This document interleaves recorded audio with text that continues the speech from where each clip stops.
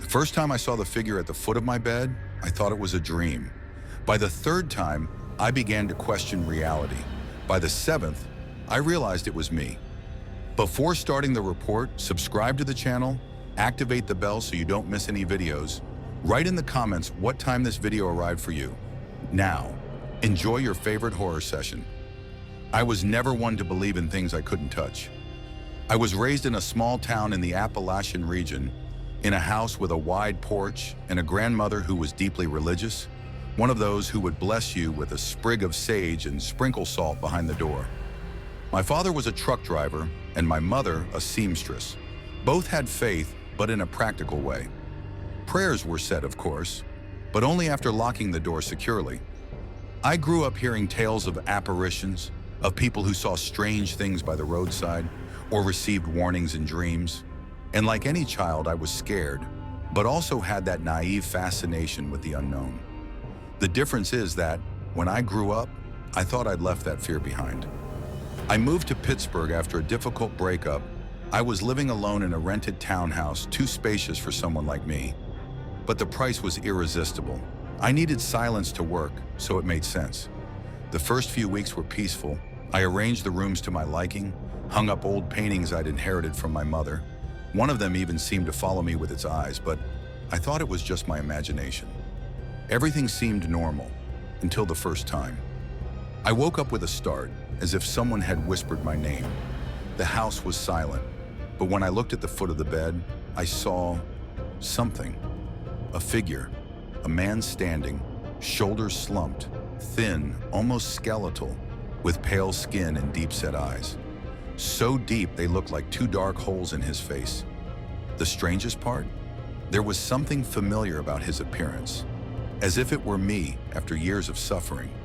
I blinked and he was gone. I looked at the clock, 6:06 a.m. I thought I had dreamed it, or that it was just fatigue. I didn't pay much attention, but the next night, there he was again, standing, motionless, staring at me with a sadness that chilled me to the bone. And again, 6:06 a.m., always the same time. I started avoiding sleeping in the bedroom, mattress in the living room, lights on, sleeping pills. But as soon as I closed my eyes and woke up, he was there, standing, silent, unchanging. I tried changing rooms. I tried staying up all night. I tried spending the night elsewhere. But whenever I slept inside the house, he returned.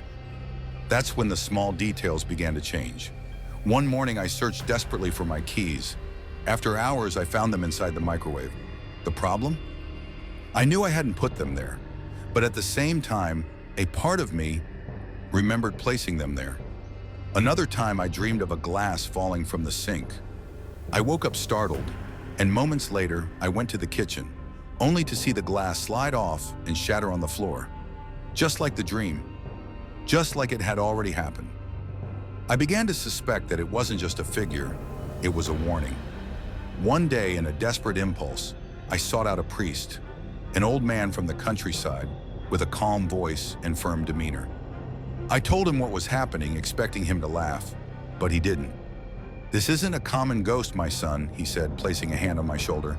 "You're living in a place broken by time, and that figure is you, from a future that shouldn't exist." I thought it was madness, but he explained with an almost sorrowful tone, "Sometimes when a decision is so wrong that it splits the soul, time can't digest it. It regurgitates.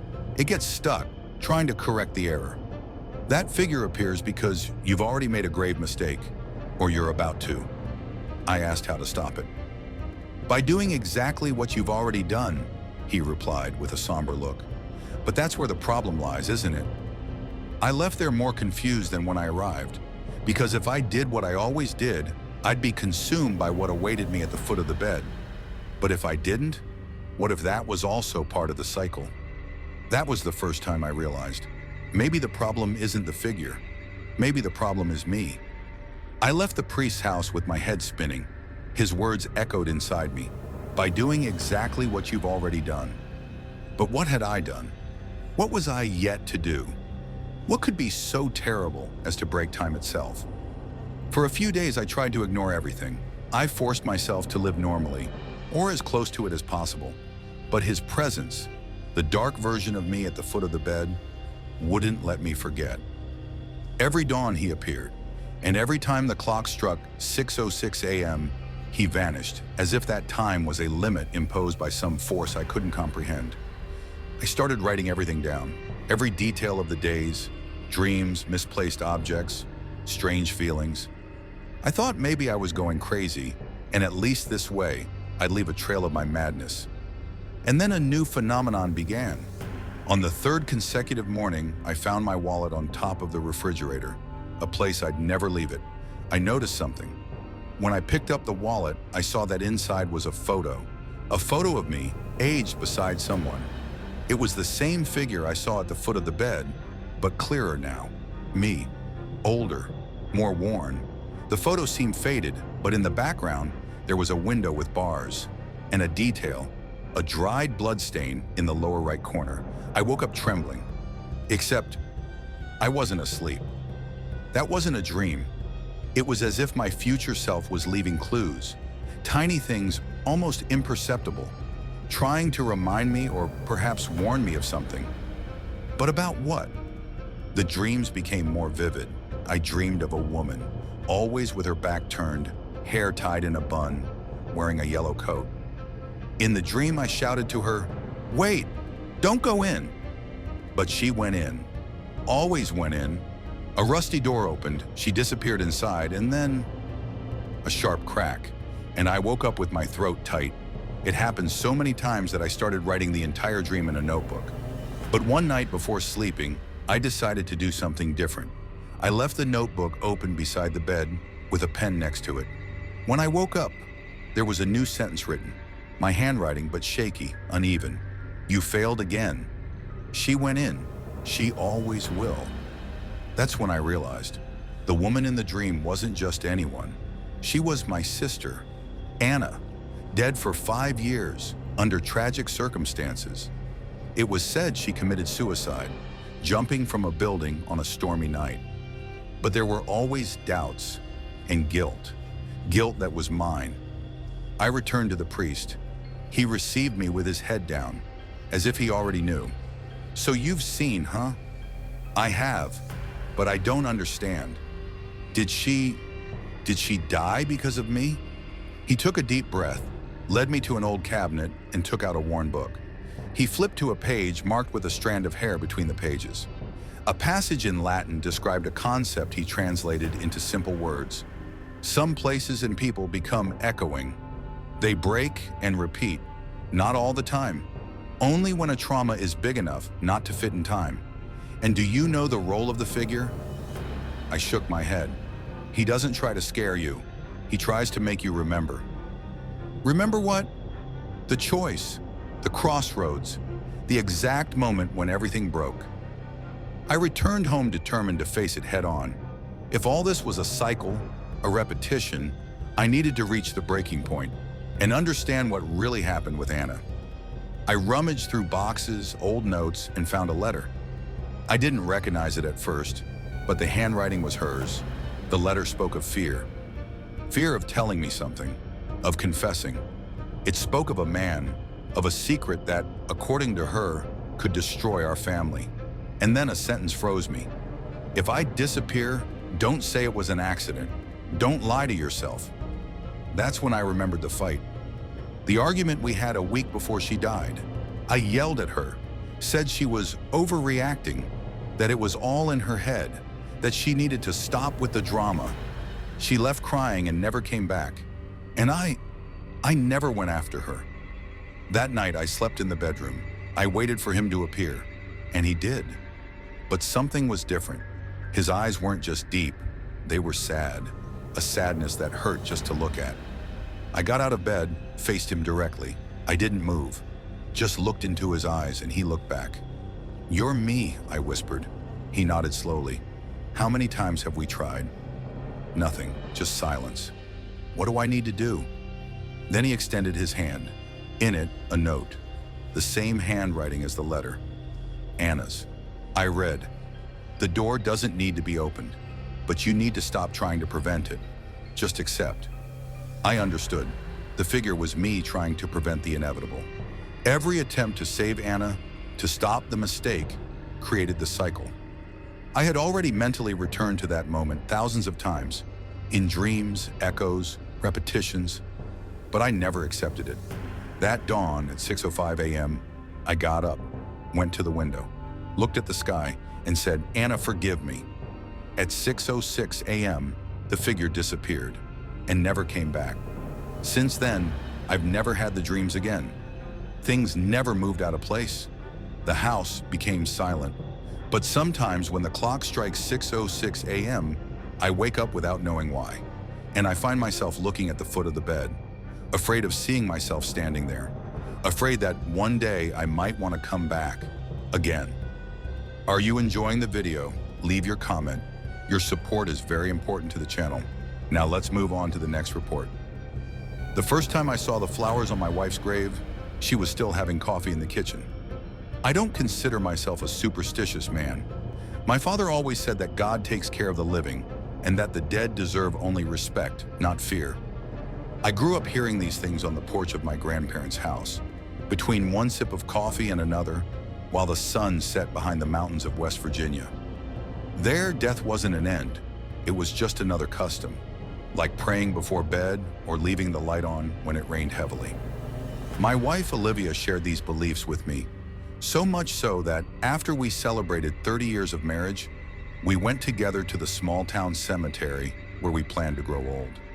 We chose our graves side by side, had our names engraved on the headstones, and left everything ready, not out of morbidity, but practicality. She always said she wanted to avoid problems for our children. Ironic now that I think about it. It was on a Monday morning that I noticed the first flower, a white dahlia, freshly cut, resting on the cold marble of her gravestone. There was still dew on the petals, but what chilled me the most was that the ground around it was dry. No footprints, no sign that anyone had been there. I went back home confused, holding the flower in my hands. Olivia greeted me with that smile she alone knew how to give, and a kiss on my forehead, as if nothing in the world was out of place. I didn't mention it. I thought maybe it was some sort of tribute from the city council or something like that. Maybe a mistaken employee. But the next week there were 3 flowers, and the week after, 5. Always fresh, always in the same spot. I began visiting the cemetery at different times, trying to catch the person responsible. I never saw anyone. The night watchman swore no one entered after hours, but he confessed he had heard footsteps among the graves, even when he was alone. Meanwhile, Olivia started forgetting. Little things at first. The name of a neighbor, where she had left her glasses. Then she began anticipating situations. Once she asked me how the meeting with the lawyer went, even though she didn't know I had scheduled anything with him. When I confronted her, she just smiled, distant, and said, "I think I dreamed about it." That night, for the first time in years, I felt afraid when I looked at her. Not because of her, but because of what was happening to her, as if she were slowly unraveling, like a film running backward. It was then that the notes began. The first one was folded under a flower. Simple paper, carefully folded. The handwriting was hers. I'd recognize it anywhere, but there was something wrong.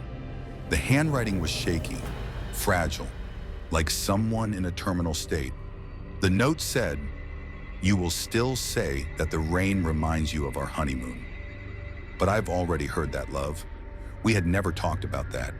But days later, during a storm, I found myself saying those exact words.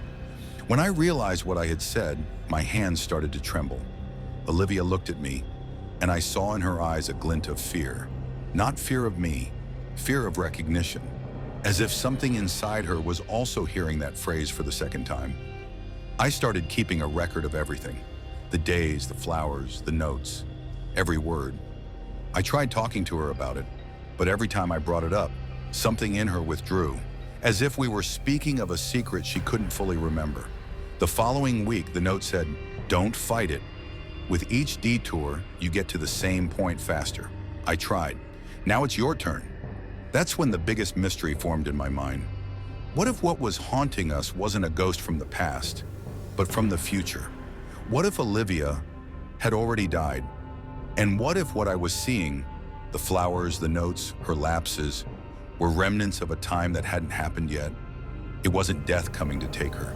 It was her, coming back in pieces, trying to stop what couldn't be changed. And every attempt I made to protect her, to understand, to control, seemed to push her further away from reality. More confused, more broken. This week she called me my old man, a nickname she only used when we were much older, in a future she had never lived. Then she cried for not knowing why she had said that. Now there's a dozen flowers on the grave, and a new note. I still haven't had the courage to open it.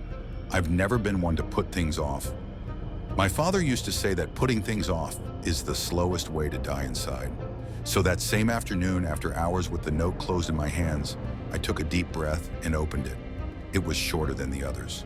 Don't be afraid when it's your turn. You'll understand when you get there. With love, Olivia. When it's your turn. The phrase echoed like a veiled threat, but there was no hatred in it. There was a tone of lament, a request for forgiveness that seemed to transcend time. It was as if she had already seen me in the moment when I would discover this, as if she were waving at me from a place where everything had already happened. That night I slept poorly. The house was cold, but sweat stuck to my chest. I woke up with the sheet glued to my back and the sound of something wet dripping from the bathroom. I got up silently, walked in the dark to the door, gently pushed it open, and the hallway light turned on by itself. The sink was dry, but in the mirror there was a phrase written with the steam of the night. Tomorrow. What had until then seemed like a supernatural game, an enigma of shadows and notes, gained real weight. Concrete. From that moment I began counting the seconds. Every choice seemed dangerous. Every gesture I made was being evaluated. If I took a detour, was I hastening the inevitable? I thought about taking Olivia to a hospital, to a church, to another country, anywhere. But at breakfast, she looked at me with watery eyes and said, "I don't want to run, love. I just want us to get there together." She didn't know everything, but she knew something. An intuition, like an echo that you hear before the real voice. I spent the day with her as if it were the last. We had lunch in silence, listening to the birds. In the afternoon, we watched the sunset sitting on the same bench where we used to talk when we were young. She smiled at me with a serenity that killed me little by little. That night, I didn't sleep. At midnight on the dot, I left the house. The cemetery was 3 blocks away. The night watchman, an old man I knew for a long time, didn't even try to stop me. He just looked at me with pity, as if somehow he too knew. I walked among the graves, passing the familiar names of old friends, until I found our headstones. There were flowers there. There always were. But for the first time, I noticed something different. Beside Olivia's grave, there were marks, footprints, mine. The earth was still slightly sunken, as if someone heavy had stood there for too long. I crouched down, touched the cold marble, and it was then that I saw it. On the other side of the gravestone, wedged between 2 stones, a note, not folded, open, as if it had been left for me. I understood. The pain was mine, not yours, but still you came. The handwriting was mine. I felt a weight in my chest. The air left me. I tried to process it. I started putting the pieces together. I placed the flowers. I wrote the notes. In a future that hasn't happened yet. Maybe she died tomorrow, like the steam warned, and I, devastated, came back here. Not knowing what to do, I began leaving flowers. At first by instinct, then maybe influenced by something only deep grief provokes, the need to relive moments, even if in a fragmented way. Maybe in that future, I lost my sanity. Or maybe I did it all consciously, knowing that every gesture I made would shape the past, that my presence, even if invisible, would alter the course of what has already been. And more, maybe her spirit, or a part of her, sensed this presence, followed this trail of flowers and longing back in time, trying in its own way to prevent its own death, or at least soften it. Maybe in the end, all her effort wasn't to save herself, but to prepare me. I went home in silence. I lay down beside her, who was peacefully sleeping, her breathing rhythmic, her fingers intertwined with mine. In the morning, she woke up first, smiled, kissed my forehead as she always did, and then as she got up, she stumbled, hit her head on the doorframe. A quick fall, a dull sound, blood. I ran, I screamed. I held her face in my hands. She was still breathing. Weakly, she looked at me and whispered, "Don't be afraid when it's your turn. Today is Wednesday of the next week. I'm back at the cemetery. I bring flowers, dozens of them. Fresh, the same ones I once found without understanding." I write a note. The handwriting is shaky. My fingers don't obey like they used to. But I know what to say. I write exactly as I remember having read it years ago, or days. Hard to say, time doesn't move in a line here anymore. I place the note, tuck it between the stones on the left side. You will still say that the rain reminds you of our honeymoon, but I've already heard that, love. I feel the air vibrate. A moment of absolute silence surrounds me. Maybe on the other side she's listening. Maybe now everything begins. Maybe I'm just repeating what has already happened. Or maybe I'm writing, with flowers and memories, our story, in reverse. And that's okay. Because now I understand, I am the man who placed the flowers, and I always was. Before we move on to the next story, don't forget to like and subscribe to the channel. It's a pleasure to have you here. Now enjoy the moment listening to the next story. I woke up to the sound of a child crying. It wasn't in the room next door nor outside. It was inside the house, and the strangest part, the door had never been there before. The rain poured heavily on those nights, always intensifying, as if the sky was trying to cleanse something. Since I was a child, I had been taught by my grandparents that the weather had its own rhythm, and for them, it was the rain that held the most secrets. My grandmother always said that when the sky opened up, it was a sign that things might not be what they seemed. Life in the house was peaceful until I noticed something strange. It started with a door. It appeared on a rainy night, shortly after my mother's passing. A door that hadn't been there before. I confess I was frozen when I saw it. A new room at the end of the hallway, as if it had always been there, just waiting to be discovered. I knew something was wrong, but the feeling of familiarity pulled me in. The smell of old furniture, the soft creak of the wood. When I entered, the room welcomed me as if it were my home, and at that moment I couldn't help myself. It felt like I was standing in a piece of my past. Childhood toys were scattered across the floor, clothes my mother used to wear hung on a rack, and to top it off, several old photos were spread out on the desk. But something froze me. I looked at one photo and saw me. Me, but not as I am now. A younger version, about 10 years old, smiling next to my mother, apparently in a place I had never seen before. And then another photo. Me, but older, in a situation I had never experienced, in a distant place outside the context of my life. My mind began to race. How was this possible?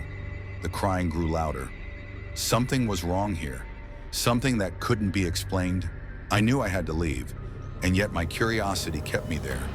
As raindrops hit the window, I moved closer to the bed where I saw something even more disturbing, a shadow of a child sitting at the edge of the bed. The child was crying, but something told me it wasn't just any child. "Come back home." The voice seemed to come from me, but with a tone I had never heard. My heart raced. I knew this wasn't just a trick of my mind. That room, that place was not connected to my reality. I began to feel a strange sensation, as if time itself was collapsing around me. What did that room mean? And why did it only appear when the rain fell? What was really happening there? The feeling of being watched grew stronger with every passing second, and the paradox became clearer. I was in a familiar place, but it wasn't my reality. It was as if I were in a broken mirror, where the pieces didn't fit. The spirit of the child, or perhaps my younger spirit, was trying to do something. But what? Why did the crying sound like a plea for help, yet also like a threat? As if it were trying to push me back to the place where it had already died.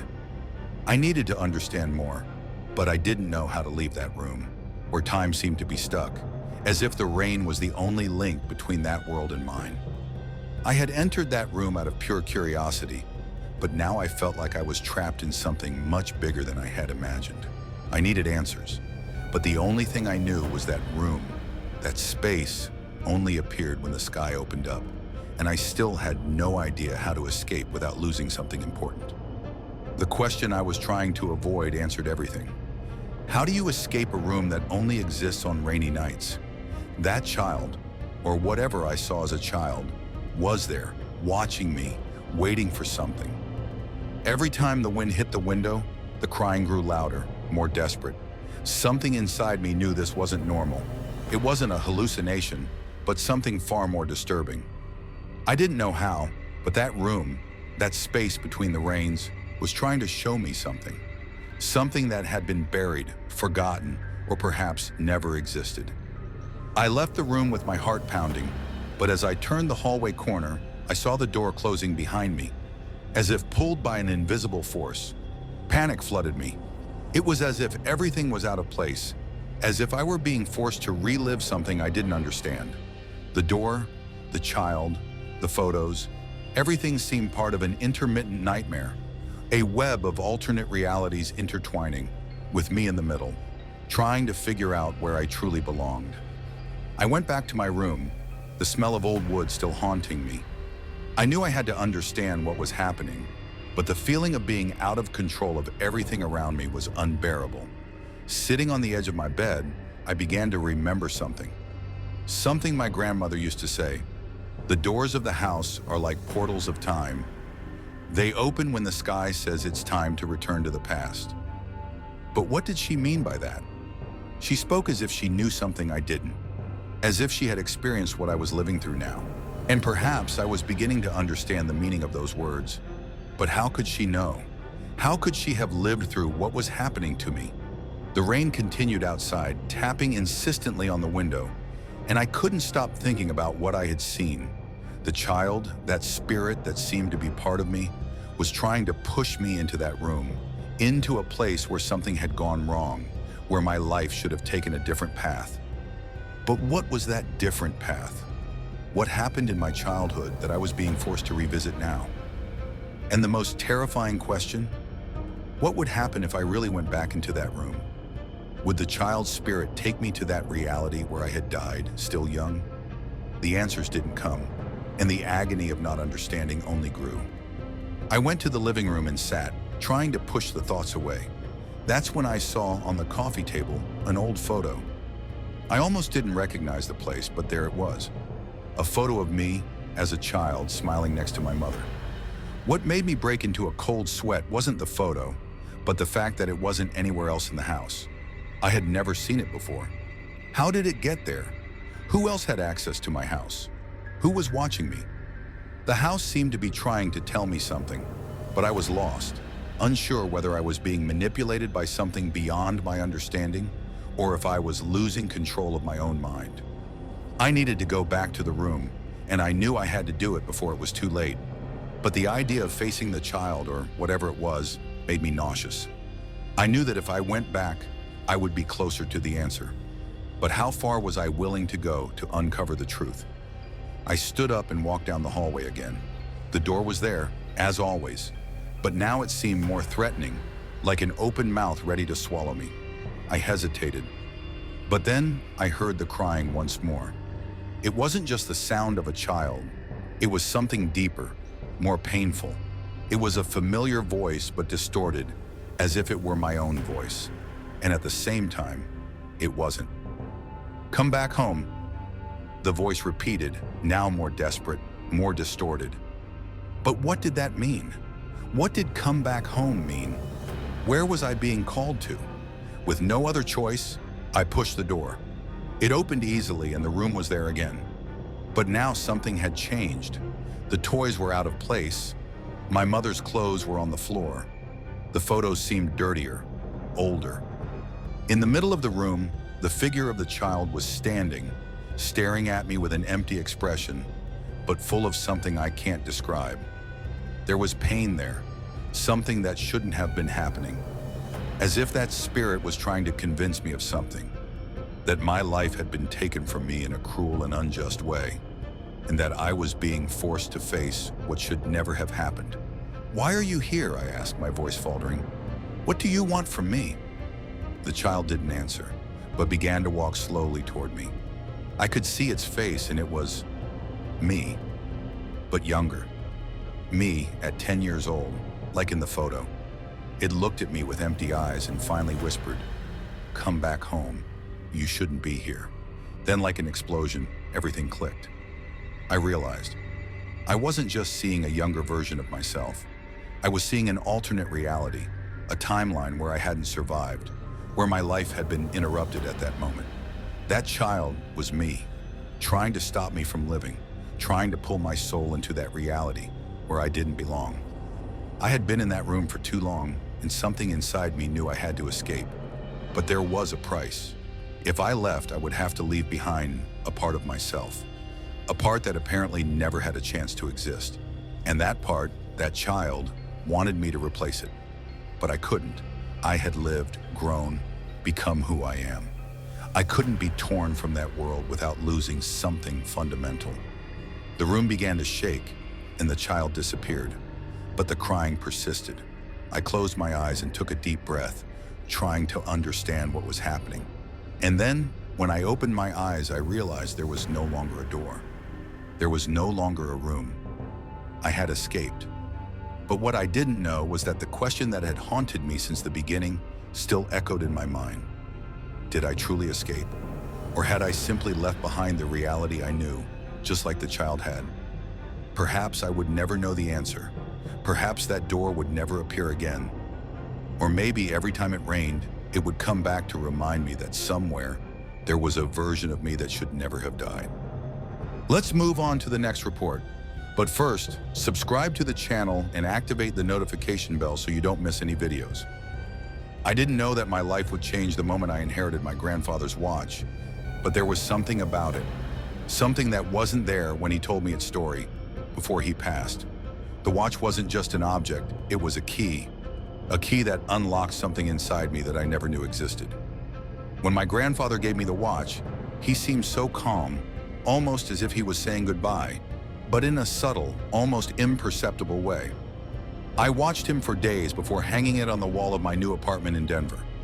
It was an antique piece with a dark wood finish, and the ticking sound seemed like an echo from another time. At first it was just a watch, but then the whispers began.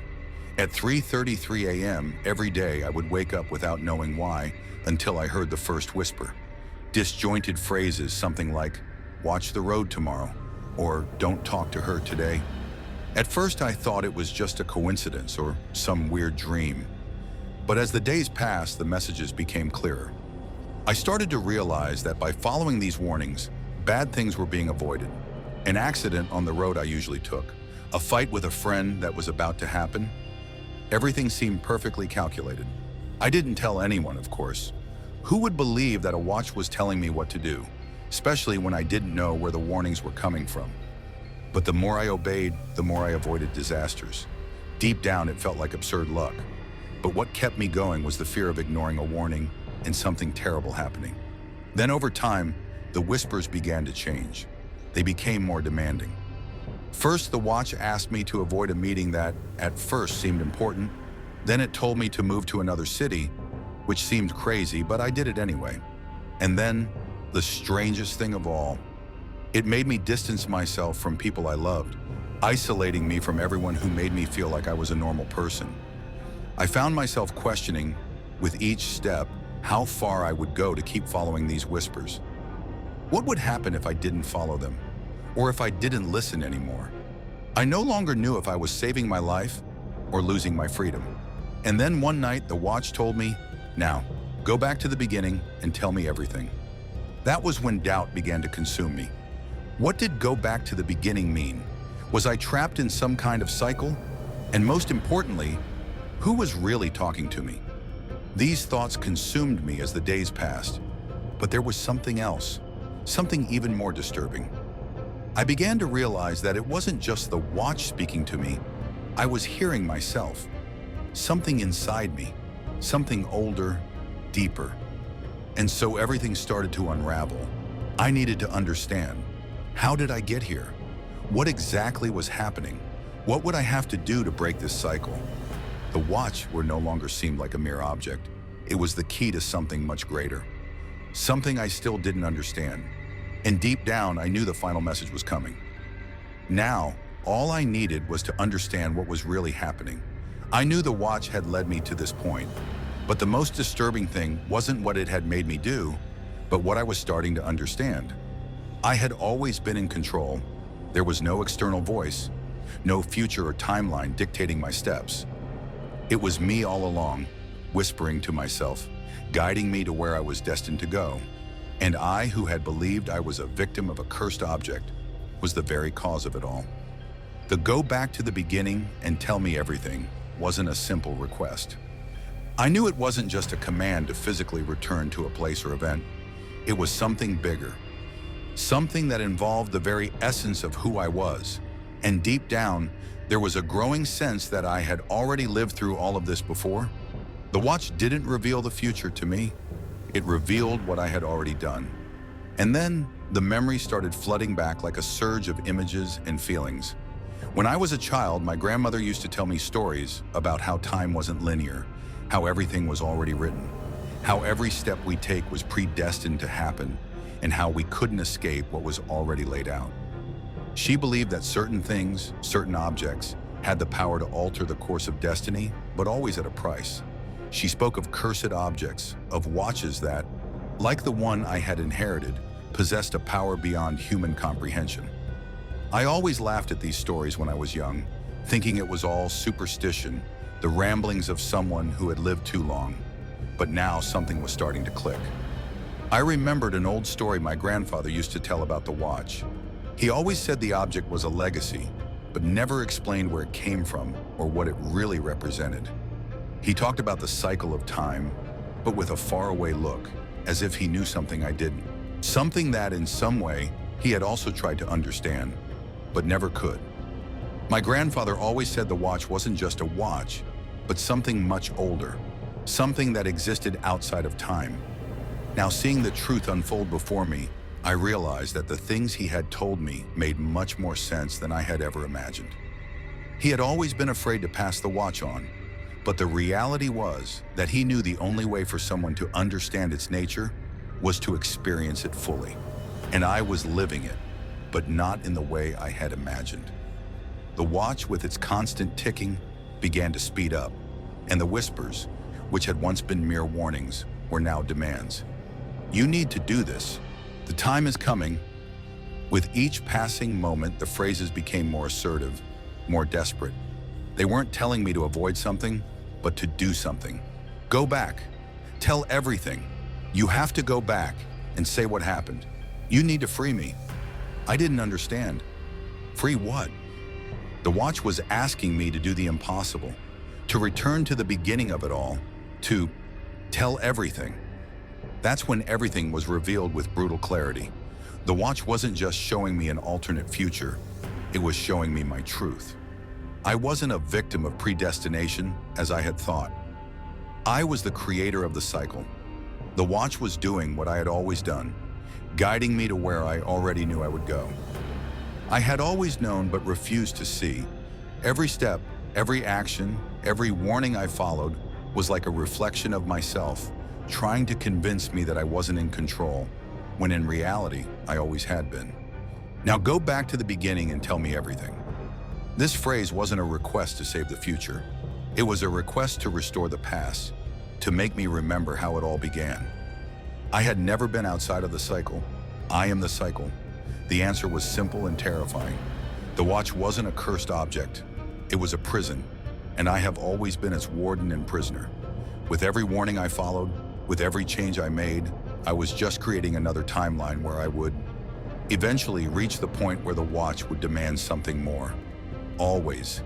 And I would always return to the beginning, to tell everything. I was the voice that whispered. I was the hand that turned the hands. I was both the victim and the cause of it all. What I feared, what I wanted to avoid, was exactly what I had already done. The watch didn't give me a future I could escape. It gave me a single truth. I have always been the key to my own destiny. I have always been the cause of what I feared. I have always been the voice inside the watch, And when I finally realized this, I understood that there was no escape anymore. The cycle was eternal. I would never truly go back or tell anyone, because the only possible fate was this: to live and relive, to be and become again and again. The watch wasn't asking me to change anything. It was asking me to accept what has always been. I have always been the voice, and I will always return to the beginning. Some stories never have clear answers, and that's perhaps what scares us the most. To hear more stories like this, subscribe to the channel, like the video, and get ready for the next story.